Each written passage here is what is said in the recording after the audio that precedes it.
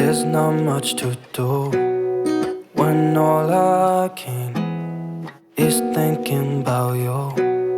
Not doing well, don't know where you are, 'cause you're not here.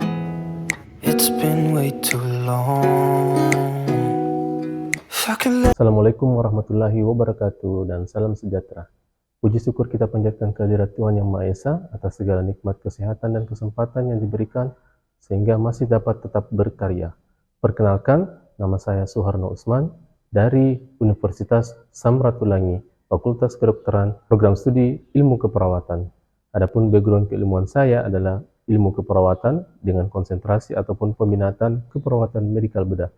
Salah satu mata kuliah yang saya ampu adalah mata kuliah Profesi Nurse Keperawatan Medikal Bedah ataupun KMB, di mana mata kuliah ini terdiri dari 6 SKS dan dilaksanakan selama 6 minggu. Adapun deskripsi mata kuliah tersebut merupakan program yang menghantarkan mahasiswa dalam adaptasi profesi untuk dapat menerima pendelegasian kewenangan secara bertahap ketika melakukan asuhan keperawatan profesional. Praktik profesi keperawatan medikal bedah mencakup asuhan keperawatan pada klien dewasa dalam konteks keluarga yang mengalami masalah pemenuhan kebutuhan dasarnya akibat gangguan satu sistem organ ataupun beberapa sistem organ tubuhnya. Nah, adapun capaian pembelajaran lulusan ataupun CPL terdiri dari 3 komponen. Yang pertama adalah komponen pengetahuan ataupun knowledge beserta turunannya. Kemudian yang kedua adalah sikap ataupun attitude beserta turunannya. Kemudian komponen yang ketiga adalah kompetensi, di mana kompetensi di sini diharapkan mahasiswa dapat melakukan pengkajian, kemudian menentukan diagnosis keperawatan, kemudian menentukan atau memilih intervensi keperawatan sesuai dengan kasus, kemudian pelaksanaan ataupun implementasi tindakan keperawatan, kemudian ada evaluasi keperawatan, dan yang terakhir adalah pendokumentasian tindakan ataupun asuhan keperawatan.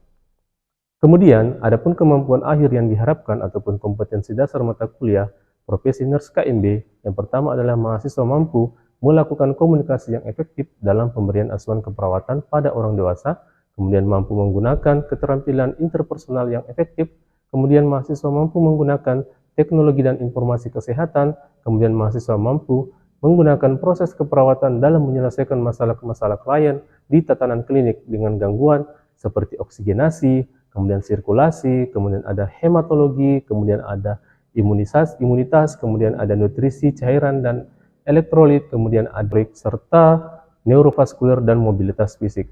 Kemudian mahasiswa mampu menggunakan langkah-langkah pengambilan keputusan etis dan legal, kemudian mahasiswa mampu memberikan asuhan bekal budaya, mahasiswa mampu berkolaborasi, kemudian mahasiswa mampu mendemonstrasikan keterampilan klinis, kemudian mahasiswa mampu mengembangkan pola pikir yang kritis, logis, dan etis, kemudian mampu memberikan asuhan yang berkualitas secara holistik.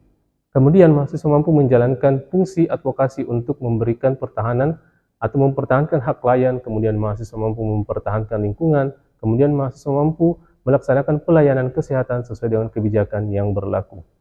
Kemudian mahasiswa mampu menggunakan hasil penelitian untuk diterapkan dalam pemberian asuhan keperawatan.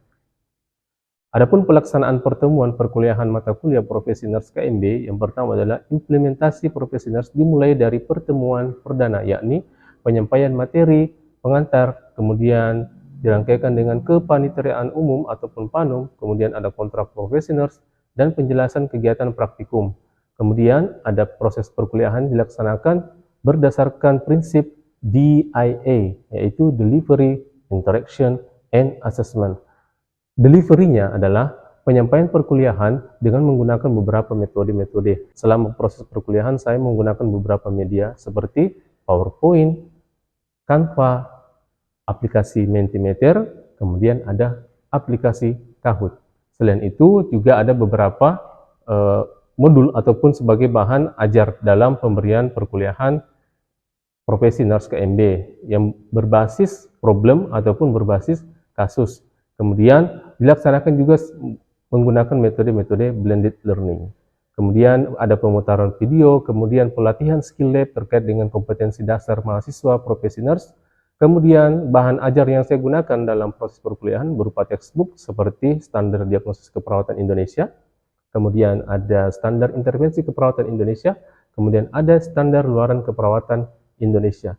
Kemudian untuk berskala internasional, saya menggunakan NANDA, Nursing Diagnosis, dan juga NIC, Nursing Intervention, dan NOC, Nursing Outcome Criteria. Kemudian selain itu, saya juga menggunakan beberapa media seperti Learning Management System yang lebih dikenal portal Inspire, di mana di sini saya gunakan sebagai alat ataupun media diskusi, penilaian, pengumpulan tugas, dan sebagainya. Kemudian beberapa sosial media seperti WhatsApp dan juga Telegram untuk kontrak perkuliahan.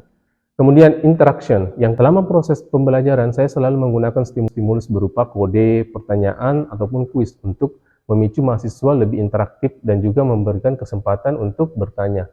Selain metode konvensional ataupun ceramah atau diskusi, di sini untuk persentase proses pembelajaran saya juga memfokuskan pembelajaran berpusat pada mahasiswa ataupun student-centered learning.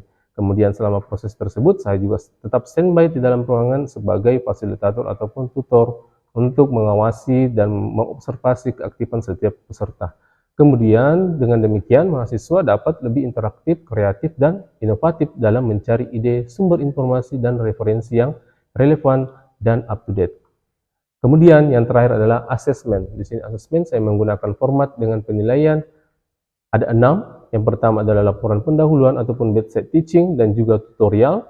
Kemudian ada supervisi ataupun direct observe procedural skill atau DOPS. Di sini penilaian tentang keterampilan mahasiswa dalam melakukan tindakan keperawatan kepada pasien. Kemudian ada journal reading sebagai pencarian ataupun referensi pendukung dalam melakukan ataupun memilih intervensi yang tepat sesuai dengan kasus yang sedang dikelola. Kemudian ada student oral case analysis ataupun SOCA.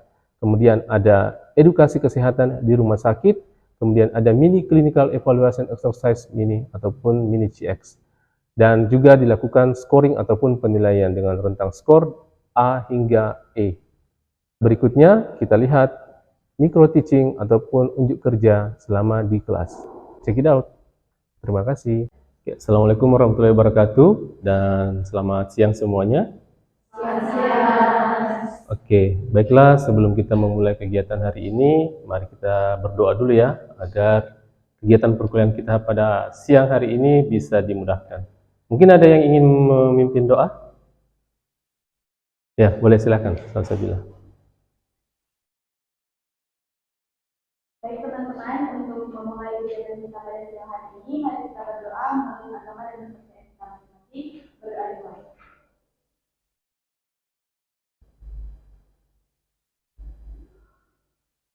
Berdoa selesai.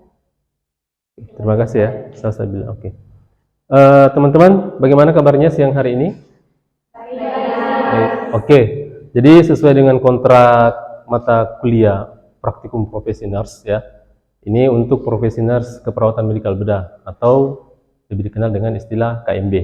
Ya, jadi teman-teman nanti sebelum turun praktikum profesi nurse di rumah sakit, tentunya ada beberapa pembekalan ya. Nah, salah satunya itu materi atau mata kuliah terkait dengan beberapa penyakit-penyakit kronik yang akan teman-teman nanti temui pada saat praktikum profesi nurse di rumah sakit. Nah, di sini saya mengambil salah satu topik ya yang paling sering muncul, yang paling sering diangkat oleh mahasiswa ketika melakukan praktikum profesi nurse, itu adalah penyakit hipertensi. Seperti yang kita ketahui, hipertensi sendiri ini merupakan salah satu penyakit kronik tertinggi di Indonesia, khususnya juga di Provinsi Sulawesi Utara menempati urutan pertama dari 10 kasus terbanyak jenis kategori penyakit kronik ya. Nah, kita masuk di kasus. Sebelum kita beranjak di kasus, kita mau bahas dulu, saya mau tanyakan dulu tentang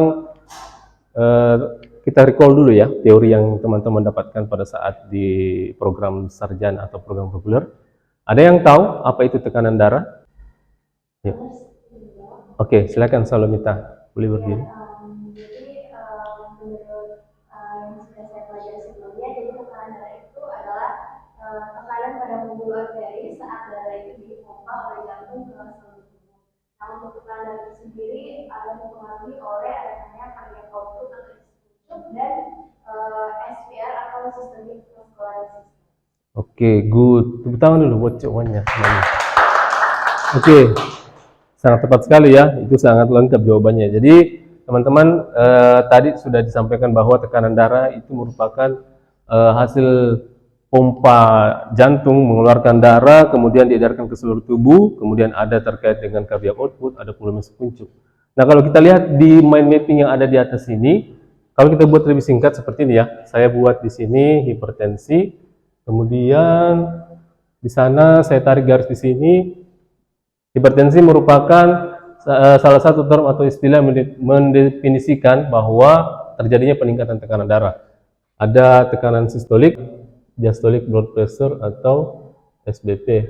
Ini lebih dari 140, ini lebih dari 90. Tapi ini standarnya kalau kita di Indonesia atau yang dipakai oleh American Heart Association itu memakai standar ini 120 dan 80. Ini untuk sistolik, ini untuk diastolik. Oke. Kemudian manifestasi.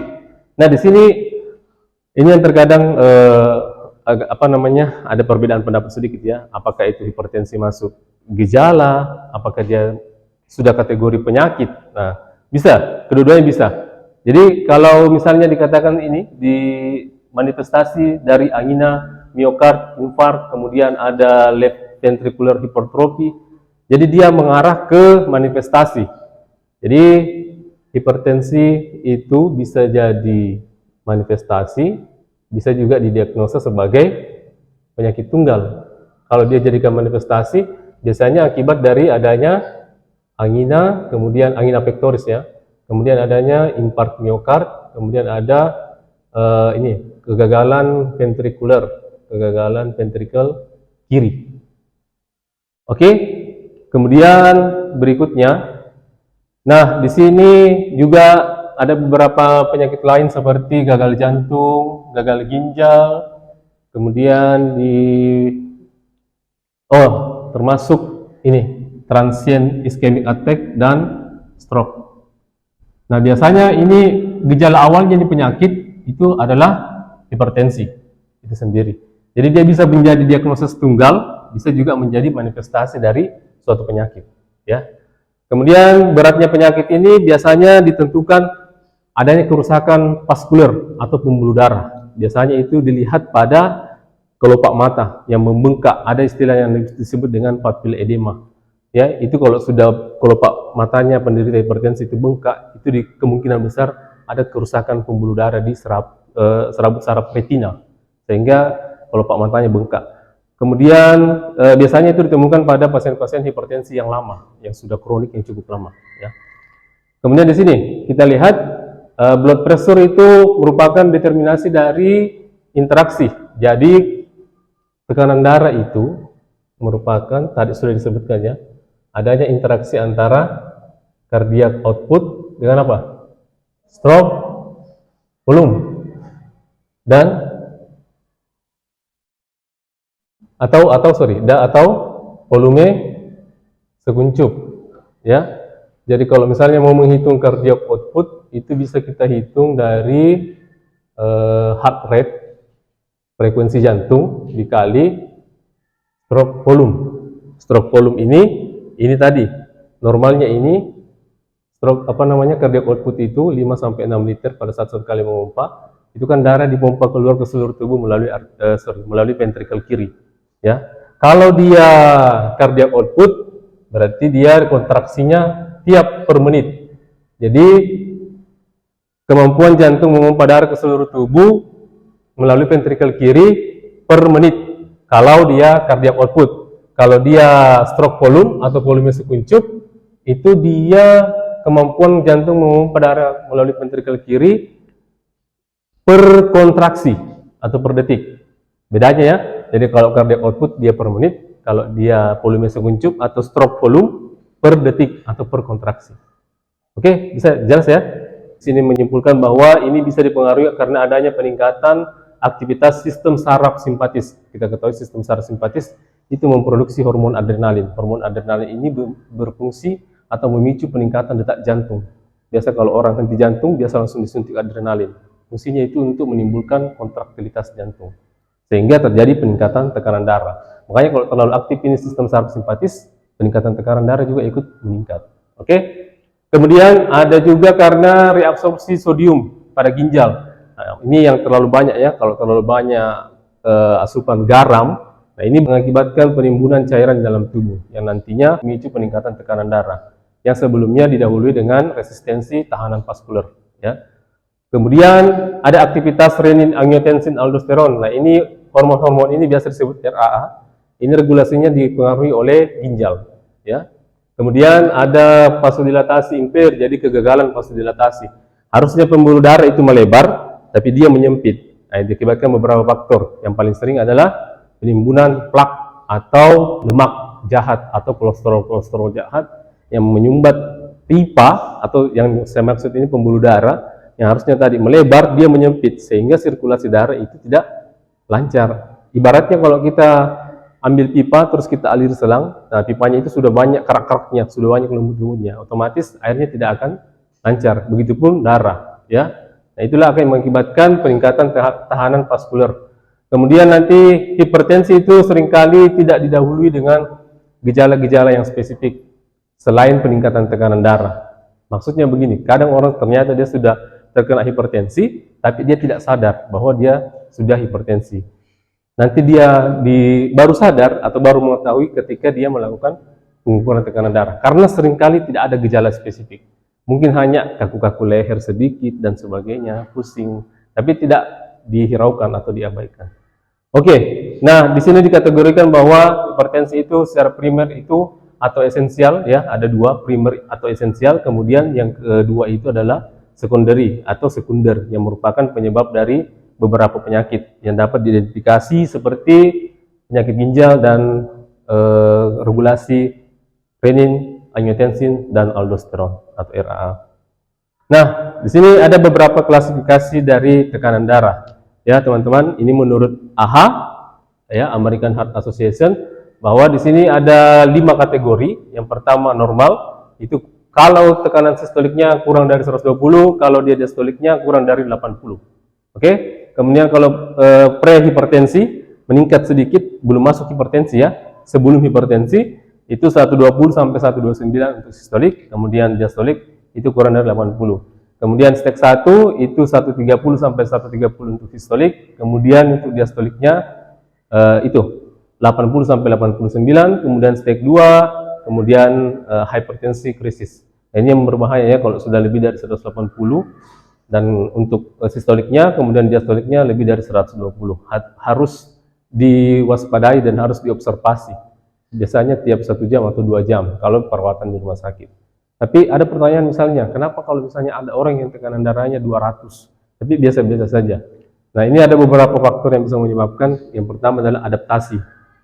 Orang tersebut kemungkinan besar sudah beradaptasi dengan tekanan darahnya, tapi tetap harus diwaspadai karena apabila melonjak naik itu bahaya, langsung bisa berakibat fatal karena bisa berakibat kematian secara mendadak. Ada yang namanya serangan tiba-tiba atau sudden attack atau serangan jantung yang silent of killer, jadi pembunuh diam-diam ya. Oke, lanjut. Nah, proses keperawatan kita mau review dulu. Masih ingat ada berapa tahap proses keperawatan? Berapa? Oke, yang pertama apa? Oke, pengkajian terdiri atas analisa data. Di dalam analisa data ada data apa saja? Data, data subjektif dan objektif. Kemudian, apa itu data subjektif? Kalau objektif dari hasil pengamatan ataupun pengukuran. Kemudian tahap kedua apa setelah pengkajian? Perumusan diagnosis keperawatan. Terus yang ketiga? Planning ya, atau rencana keperawatan atau intervensi. Terus yang keempat? Implementasi atau tindakan. Kemudian yang kelima? Evaluasi. Evaluasi menggunakan format subjektif, objektif, asesmen, dan planning ya, atau ada juga yang sampai swapir. Nah, ini dia proses keperawatan ya, teman-teman nanti tidak lepas dari sini ya. Selama teman bergelut di dunia keperawatan harus tahu ini seumur hidup ini ya. Teman-teman akan ingat selalu ini. Nah, nanti proses keperawatannya berdasarkan preferensi. Teman-teman kalau di Indonesia sendiri kita menggunakan SDKI, Standar Diagnosis Keperawatan Indonesia, tapi kalau secara global atau internasional menggunakan Nursing Diagnosis Internasional atau NANDA, ya. Nah, di sini untuk pengkajian keperawatan pada kasus hipertensi, teman-teman nanti mungkin menemukan gejala-gejala yang serupa dengan ini. Biasanya kalau pemeriksaan fisik terkait dengan riwayat penyakitnya ya, atau riwayat kesehatan pasien, misalnya tadi sempat saya sebutkan bahwa pengkajian retina, kemudian ada pemeriksaan laboratorium, ya. Kemudian ini pemeriksaan laboratorium gunanya untuk mengidentifikasi kerusakan organ. Nah, kemudian di sini kita lihat lagi untuk data subjektif dan objektifnya, orang-orang yang dengan rata-rata berat badannya itu melebihi dari 25 kg, ya. Jadi BMI-nya ya, Body Mass Index atau IMT. Apa itu IMT? Indeks. Oke, good, indeks massa tubuh. Kemudian ketebalan otot trisep. Di sini trisepnya ya itu lebih dari 15 mili pada laki-laki, kemudian pada perempuan itu 25 mm.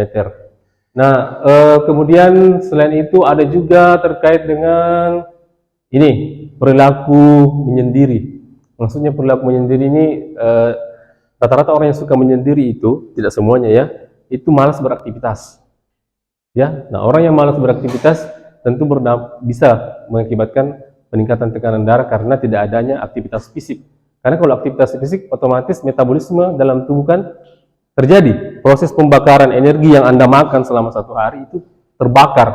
Akhirnya tidak berubah menjadi gula yang tertimbun di dalam darah. Karena sekarang itu resistensi insulin juga bisa mengakibatkan peningkatan tekanan darah. Itu secara singkat patofisiologinya, ya. Oke, kemudian ada respon verbal seperti kelelahan atau kelemahan fisik, kemudian detak jantung yang tidak normal, palpitasi, kemudian ada beberapa gejala-gejala lain seperti kesulitan bernapas, perubahan ritme EKG, dan sebagainya. Nah, di sini ada beberapa faktor yang terkait dengan kejadian hipertensi. Bisa diakibatkan karena peningkatan resistensi vaskuler, bisa juga diakibatkan beberapa kondisi seperti penyempitan pembuluh darah atau vasokonstriksi, kemudian ada iskemik miokard, kemudian ada kerusakan otot jantung, kemudian ada kekakuan hipertrofi pada ventrikuler, kemudian kelemahan lainnya. Masuk lagi karena perilaku menyendiri, itu tadi malas beraktivitas fisik, ya. Oke. Nah, ini referensi yang teman-teman nanti bisa pakai ya untuk pembuatan tugasnya pada saat praktikum profesi nurse nanti ya. Jadi ada berdasarkan NANDA, ada berdasarkan SDKI. Pada kasus hipertensi, diagnosis keperawatan yang sering muncul itu ini, risiko penurunan curah jantung. Ini sebagai contoh saja ya, ini yang paling sering muncul pasti ini, risiko penurunan curah jantung. Nanti teman-teman lihat, tinggal menyesuaikan kalau di instruksi nanti, sebelum masuk profesi, memakai SDKI, silakan teman-teman menggunakan rujukan SDKI. Ya, sekedar informasi, SDKI sendiri itu merujuk daripada NANDA, cuman generalisasikan untuk kita yang ada di Indonesia karena jenis-jenis kasus ada yang berbeda, ya. Nah, di sini misalnya risiko penurunan curah jantung, teman-teman tinggal masukkan kodenya, kemudian dia masuk kategori apa? Kategori fisiologis. Kalau di NANDA dia aktivitas istirahat, ya, masuk di bagian kelas 4 tentang penyakit kardiovaskuler dan paru-paru, ya, kardiovaskuler pulmonari. Nah, kemudian di situ ada definisinya. Kemudian jangan lupa faktor risiko. Ingat teman-teman ya, kalau penulisan diagnosis keperawatan risiko berarti faktor risiko, bukan berhubungan dengan, ya. Paham? Bedakan juga masalah keperawatan dengan diagnosis keperawatan. Beda ya. Kalau masalah keperawatan itu masalahnya saja, tidak disebutkan dia berhubungan dengan apa atau ditandai dengan apa dan sebagainya. Kalau diagnosis keperawatan dia lengkap ini sama ini. Bisa dipahami. Makanya kalau di penulisan analisis data, cukup masalah keperawatan saya ditulis, tidak usah pakai kata berhubungan dengan. Nanti di sini, karena kita sudah merujuk yang menyebabkan ini risiko penurunan curah jantung itu apa, maka dikaitkan dengan berhubungan dengan apa. Oke, kemudian teman-teman nanti bisa menentukan luarannya. Ya, tentu luarannya kita menggunakan standar luaran ya. Jadi SLKI nanti tentu saja kalau curah jantung menurun harus kita tingkatkan, ya kan, untuk memperbaiki kontraktilitas jantung. Kemudian untuk intervensi teman-teman bisa merujuk, bisa memakai NIC, Bisa juga memakai SIKI, tapi kalau memang standarnya Indonesia, berarti kita pakai SIKI, standar intervensi. Jangan lupa nanti masukkan juga kodenya. Jadi setiap intervensi itu masing-masing memiliki kode. Apa fungsinya ini kode? Jadi fungsi dari kode ini untuk pendokumentasian di komputer gadget ya. Jadi memudahkan petugas di rumah sakit, dalam hal ini perawat, untuk menginput. Karena kalau terlalu banyak menggunakan kata-kata biasanya terlalu panjang. Jadi kode saja dimasukkan. Makanya itu kode perlu dicantumkan di setiap penulisan ASCII. Itu ya, itu fungsinya. Oke, kemudian teman-teman nanti di bagian intervensi ada beberapa poin, ada observasi, terapeutik, kemudian edukasi dan kolaborasi. Kalau observasi itu terkait dengan tanda dan gejalanya, Anda teman-teman bisa lihat seperti kelelahan, edema dan sebagainya. Kemudian kalau terapeutik mungkin teman-teman mengatur posisi yang nyaman bagi pasien. Kemudian setelah itu edukasi secara intens. Kemudian kolaborasi, tentu kalau kolaborasi Anda harus berkolaborasi atau kerjasama dengan medis dan juga orang-orang di farmasi atau farmakolog terkait dengan pengobatan seperti anti-aritmia. Media yang bisa teman-teman gunakan, contoh ya, ini media berupa buklet. Nanti kalau teman-teman mau pakai misalnya untuk edukasi atau penyuluhan kesehatan, bisa teman-teman menggunakan buklet. Kemudian ini buklet yang saya pakai di penelitian saya kemarin untuk pasien hipertensi. Jadi isinya di dalam ada tentang makanan-makanan yang tidak boleh dikonsumsi atau dibatasi. Kemudian cara membaca kandungan setiap makanan, yang makanan kemasan ya. Kemudian juga beberapa menu-menu yang rendah natrium atau rendah garam. Oke. Kemudian ini contoh lain untuk media edukasi, ini berupa brosur atau leaflet yang teman-teman nanti bisa pakai atau bisa gunakan. Ada yang ingin bertanya? Oke, silakan. Angel, silakan Angel. Baik, terima kasih Mas atas kesempatan yang diberikan. Jadi saya bertanya tentang materi yang teman sampaikan tadi. Nah, kejadian hipertensi kan Mas yang sering juga temui di kehidupan sehari-hari itu seringnya terjadi pada orang-orang yang sudah dewasa. Nah, tapi menurut beberapa artikel yang saya baca, ternyata bisa juga terjadi pada anak. Menurut itu bagaimana? Oke, ya, good. Jadi pertanyaan yang bagus ya. Jadi pertanyaan cukup kritis ya. Karena begini, sekarang ini fenomenal lagi ya, bahwa hipertensi bukan hanya pada orang dewasa, ternyata sudah mengena pada usia anak-anak. Nah, kalau kita merunut beberapa hasil penelitian dan beberapa hasil kajian dari textbook dan sebagainya, bahwa hipertensi pada anak itu biasanya diakibatkan karena salah satunya adalah kondisi obesitas pada anak. Ya, itu yang pertama. Kemudian juga masuk kategori gen, genetik atau penyakit keturunan. Dan tidak boleh juga dilepaskan dari faktor lifestyle atau gaya hidup. Anak-anak sekarang yang suka konsumsi makanan yang cepat saji, snack-snack dan sebagainya, kita tidak menyalahkan snacknya ya, tetapi memang kalau terlalu sering mengkonsumsi itu bisa berakibat terhadap tekanan darah. Bahkan yang kemarin ini, yang lagi heboh itu, ini yang kasus gagal ginjal karena obat sirup kan.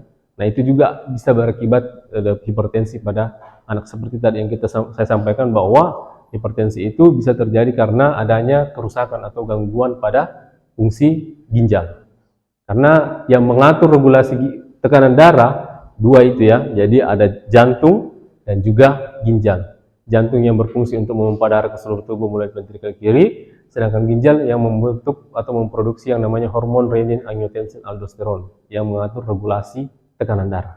Sekian dari saya, teman-teman. Nanti kita bertemu di pertemuan berikutnya. Apabila ada yang ingin masih ditanyakan, silahkan kontak saya melalui atau bisa melalui portal Inspire. Kita di situ terbuka untuk sesi diskusi tanya jawab. Sekian dan terima kasih. Wabillahi taufiq wal hidayah. Assalamualaikum warahmatullahi wabarakatuh dan selamat siang.